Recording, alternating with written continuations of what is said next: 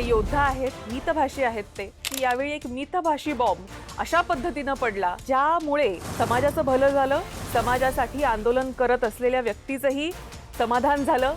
अशा सगळ्याची सांगड घालणारे आमदार प्रसाद लाडजे आपल्या सोबत आहेत. मराठा समाजाला सगळ्यात महत्त्वाचं म्हणजे ज्या मागण्या होत्या त्या मोठ्या प्रमाणावर पूर्ण झालेल्या आहेत. मराठा नेता म्हणून याकडे आपण कसं पाहता? ह्या सर्व गोष्टीचं जे श्रेय आहे सरकार म्हणून देवेंद्र फडणवीसांकडे जातं.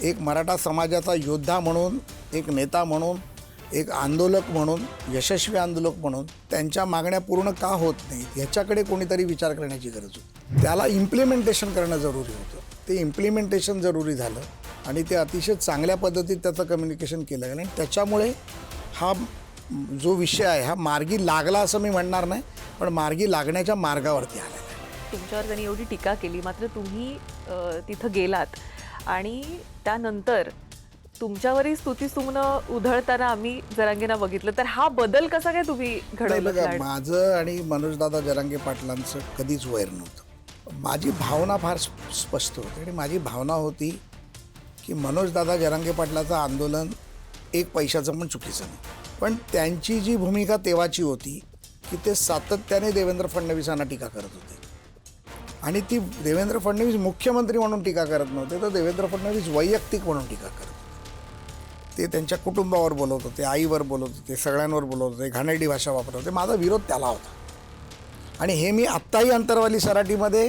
मीडियाच्या समोर बोललो. जर ते पुन्हा त्यांच्या विरोधात बोलतील तर मी पुन्हा त्यांच्या विरोधात बोलेन. पण मला असं वाटतं की जरांगेंना सुरुवातीच्या काळामध्ये जरा मिसगाईड केलं गेलं, त्यामुळे कदाचित काही गोष्टी ह्या त्यांनाही समजून घेताना त्यांच्याकडून राहून बघा, गेल्यात तुम्हाला मी असं सांगू वाटतं का, कुठल्याही आंदोलनाला भाषा नसते. आंदोलन हे आंदोलन असतं. तरी पण मराठा समाजाचं आंदोलन हे अतिशय शिस्तबद्ध आंदोलनं नक्कीच झाली. त्या आंदोलनात नेतृत्वाने पण संयम सोडला नाही, नेतृत्व कायम त्यांच्याबरोबर राहिलं. त्याच्यामुळे मला असं वाटतं की आंदोलनामध्ये एखाद्याची भूमिका जर थोडीशी तिखट असेल आणि जर ती तिखट नसेल तर मग पुन्हा एकदा सत्याग्रहासारखं आंदोलन करायला पाहिजे. तेही त्यांनी केलं.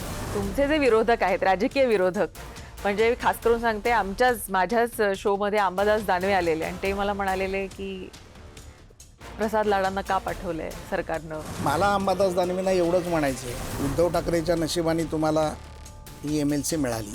एवढं आहे की तुम्हाला नेतृत्व दिले. आम्ही समजू शकतो तुमची भावना की आमच्या विरोधात बोलल्यानंतर मातोश्रीवरती तुम्हाला एखादा स्टार वाढतो.